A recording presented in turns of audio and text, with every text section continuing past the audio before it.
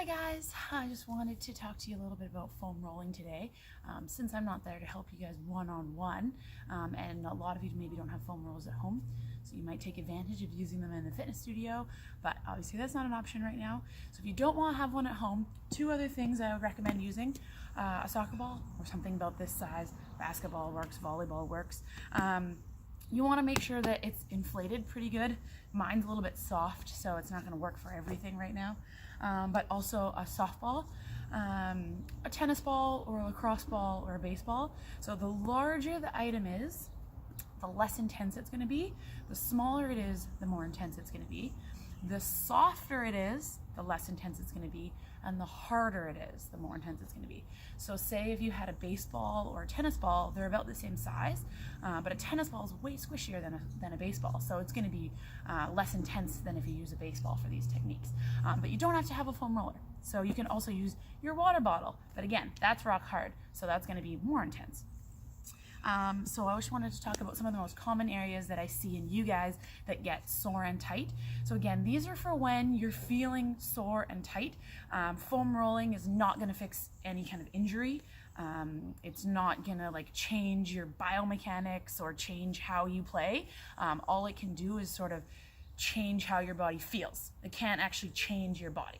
And if you want more information about that specifically, then you guys can email me and we can chat about that. I can send you some information to read or some videos to learn more about how foam rolling actually works. But first, so I'm going to take my smaller ball because I'm going to do some rolling on my TFL. So our TFL is our hip flexor, which is right here. I've talked about this one with most of you guys before. I call it the hip pocket muscle. So it's between this pointy bone on the front of our hip and then this bone on the outside of our hip here. So it sits basically right in there in a little triangle. And I call it the hip pocket muscle because it's basically where you would have pocket if you're wearing jeans. So you can use your soccer ball for this area, especially if it's really intense, or you can use a smaller ball. So you're basically going to put the ball in that spot and lean into it. So you can lean into it up against the wall, which will be slightly less intense, or you can lean into it on the ground. So if I'm going to do this, I can hold it for anywhere between 30 seconds to a minute, and you're just kind of waiting for it to get less intense, and that's called trigger point release. Or you can use it to self-massage, and that would just be rolling back and forth.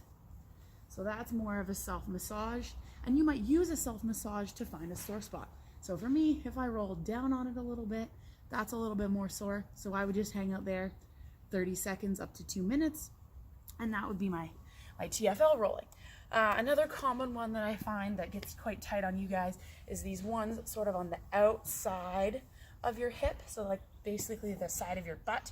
So I'd probably start with a foam roller or a ball with this one, and then if you're feeling like it's not that intense, you could switch to your baseball or your soccer ball or your cross ball. So I'm basically going to start in a figure 4 position. So figure 4 stretch. So if I've got the ball underneath my right hip, then my right knee is going to bend and my right ankle is going to go on there. And then again, same thing. So I can roll around and do self-massage on it, or I can find a sore spot, which for me is about there, and then I can hang out in that spot for about 30 seconds up to 2 minutes. So again, my ball's kind of flat, so it's kind of squishy, so I would need to do one of these ones. So this is way more intense for me. My muscles, I can feel them fighting back. They're sort of jumping, so that's going to be too much.